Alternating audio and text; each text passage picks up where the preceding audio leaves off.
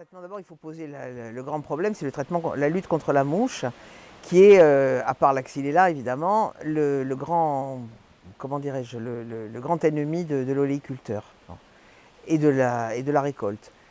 Tout ce qu'on a proposé jusqu'à présent, c'est soit des traitements chimiques qui sont évidemment contraignants, soit des enveloppements d'argile qui, personnellement, ne m'ont absolument pas convaincu et qui, de toute façon, ne sont réalisables. D'abord, ils sont extrêmement contraignants, encore plus que les traitements chimiques même, parce qu'il faut les repasser tous les 15 jours à partir du mois de juin et jusqu'à la sortie de risque de la mouche, ça c'est une. Deuxièmement, ce n'est réalisable que sur des jeunes vergers, enfin en tout cas des petits arbres, sur des vieux vergers mais de petites variétés. Et troisièmement, au moment de la récolte, les choses se compliquent parce que l'argile reste collée sur les arbres, qu'il faut travailler avec des masques, et que ce qui n'est peut-être pas toxique pour comment dirais-je, les sources, les petits oiseaux ou les petits insectes, comme les produits phyto, peut devenir extrêmement toxique pour la personne qui récolte. Et en tout cas, extrêmement désagréable. Donc il fallait trouver d'autres solutions, on a beaucoup cherché. Moi, je me suis toujours énormément, je ne suis pas du sérail, donc je me suis toujours énormément inspirée de l'Italie, parce que je n'avais pas vraiment d'autres exemples ici, puisque je ne viens pas du tout d'une famille d'agriculteurs. Et en Italie, j'ai toujours vu des filets anti-insectes un petit peu partout. Bon. Sauf que c'était des filets contre le carpeau, ou contre des insectes quand même assez gros, beaucoup plus gros que la mouche de l'olive en tout cas. Et en même temps, des insectes, comment dirais-je, c'est des filets qui étaient posés sur des plantations alignées. Bon. Donc en général, là-bas, quand on plante, on pense immédiatement protection contre les insectes, ou contre la grêle, ou contre toutes sortes de choses. Nous, de toute façon, il ne fallait pas penser à avant ou à un après, puisque ce sont des arbres qui sont multicentenaires, qui étaient là, qui ne sont pas alignés. Donc en pensant filet, il a fallu imaginer une autre façon de les poser. On a pensé filet parce qu'un beau jour, moi j'en ai eu vraiment par-dessus la tête des traitements phyto, d'autant plus qu'on nous a retiré le seul produit qui était quand même utilisable facilement, non, mais gérable, je dirais, pour des petites structures comme la nôtre, où on n'a pas une armée de malheureux à envoyer sur des tracteurs climatisés pour faire les traitements tous les 10 jours, le diméthoate, qui fonctionnait pendant 21 jours, qui était à la fois curatif et préventif, qui ne laissait pas de reste dans l'huile, parce que nous, en plus, nous consommons notre huile, donc moi, ça ne m'intéresse pas d'assaisonner mes salades avec des produits chimiques.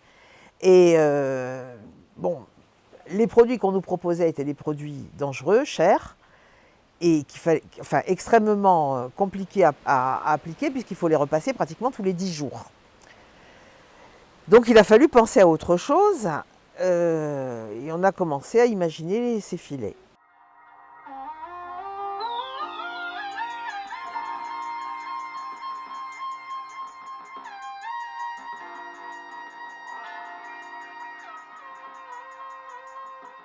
Donc finalement, nous sommes tournés vers les Italiens. Nous leur avons demandé de créer une maille spécifique pour que la mouche de l'olive ne puisse pas rentrer, y compris en repliant ses petites ailes, parce qu'elle est très maligne. Et donc la grande difficulté, ça a été aussi de trouver la largeur de la taille de la mouche, de la taille au sens vrai du terme, quand elle a replié ses ailes. Ça a pris un bon moment, on y est arrivé, et on a fait fabriquer des filets de 25 par 25 pour emballer nos arbres. Il a fallu passer à la taille. Bon, nous avions déjà considérablement rabattu les arbres, justement à cause de cette permanence de mouches, parce qu'on peut l'appeler comme ça, dû au fait qu'on a ces étés qui n'en finissent plus, et qu'en fin de compte, on se retrouve avec des attaques de mouches, quelquefois à 8 ou 10 jours du début de la récolte. On ne peut plus traiter. Les olives sont mûres parce qu'on est en AOP, donc on travaille sur du mûr. On est en AOP olio di gorzica, donc on travaille sur du mûr. Les filets, on a commencé à les poser sur des arbres qui étaient déjà considérablement rabattus. Parce que donc on pratiquait beaucoup le traitement phyto et il fallait que le traitement puisse arriver partout, donc on avait beaucoup baissé les arbres. Après, le filet, il s'abîme, donc il fallait débarrasser tous les arbres de bois mort. Ça, chez nous, c'était déjà fait, parce qu'on est dans un endroit extrêmement venteux. Et donc, le bois mort, en général, c'est ça qui fait casser l'olivier. C'est par là que toutes les maladies rentrent aussi. Donc, moi, c'est quelque chose que je déteste. Donc, systématiquement, je joue du sécateur. En général, nos arbres n'ont pas de bois mort. Bon, donc ça nous a un peu facilité la vie. En même temps, il a fallu quand même redescendre encore les arbres. La première année, c'était une expérience qu'on a tentée sur des arbres qui étaient quand même encore à 7-8 mètres de hauteur. Bon. Là, ça a été déjà un peu plus facile parce qu'on les avait descendus. L'année prochaine, ça sera encore plus facile parce qu'on les aura encore abattus, en sachant que, juste en ce qui me concerne, je ne dis pas que j'ai raison, mais moi j'ai toujours fait comme ça, j'ai horreur de dézinguer des arbres, des grands arbres immédiatement. Donc on les rabat petit à petit, donc la difficulté diminue d'année en année, on dira. Bon, il a fallu quand même louer une nacelle pour poser les filets.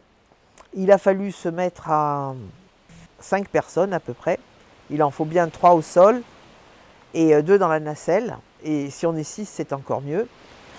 Et il faut compter si l'arbre est bien taillé, s'il est bien fait, si la nacelle fonctionne, qu'on n'a pas de panne. S'il n'y a pas de trou dans le filet, il faut compter à peu près 1 heure ou un peu moins d'1 heure, mettons 40 minutes par arbre. Donc c'est pas simple, c'est très contraignant, mais en ce qui me concerne, le 15 août, je fais comme tout le monde. Je vais à la procession et après je rentre à la maison, je mange mes œufs mimosa et ma langouste. Et je ne me retrouve pas avec une combinaison en plastique, des bottes en caoutchouc, des gants, un masque, des respirateurs, en train de bombarder mon oliveraie de produits chimiques. Donc je suis très contente de défiler.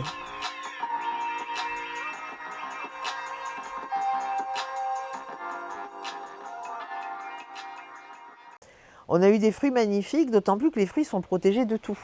Donc, par un mystère que je n'arrive pas à m'expliquer, que le technicien nous expliquera peut-être, les fruits sont vraiment très très beaux. Et on n'a pas eu de chute, donc nous les mettons en place au mois de juin. Ensuite, nous les retirons juste avant la récolte, c'est-à-dire le jour de la récolte pratiquement. Et les poser au sol, c'était un rêve pour s'en servir comme filet de récolte. Mais la texture et la maille ne sont pas faits pour la récolte.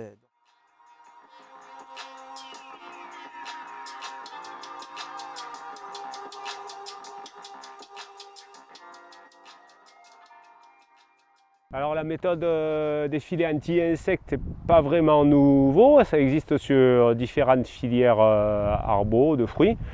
Sur l'olivier c'est nouveau, il y a très peu d'endroits où c'est testé, avec une réserve de la plupart des producteurs.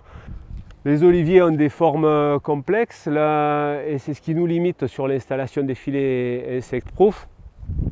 Parce qu'on a 3 contraintes principales, c'est le coût de ces filets, mais c'est aussi comment on va faire pour les installer. Et la troisième question, quelle va être l'efficacité de ces filets. Là, on est relativement serein, c'est des arbres sur lesquels on arrive à avoir 100% d'efficacité avec les filets. Par contre, l'installation est un vrai chantier. Ici sur Bonifacio, l'intérêt de tester les filets anti-insectes, c'est la taille des arbres. On a les arbres cultivés, taillés, entretenus parmi les plus grands de ce qu'on est en France. Et en termes d'exposition au vent, on est servi, en étant sur Bonifacio, on a 300 jours de vent sur l'année avec des rafales vraiment très fortes. Donc installer des filets ici, c'était vraiment le crash test absolu. Si ça marche ici, ça peut marcher sur tous les oliviers. Alors on a des olives qui sont petites cette année, qui souffrent beaucoup de la sécheresse. Mais malgré la sécheresse, les arbres sans filet ont été fort piqués par la mouche. Là, on n'a pas de piqûre.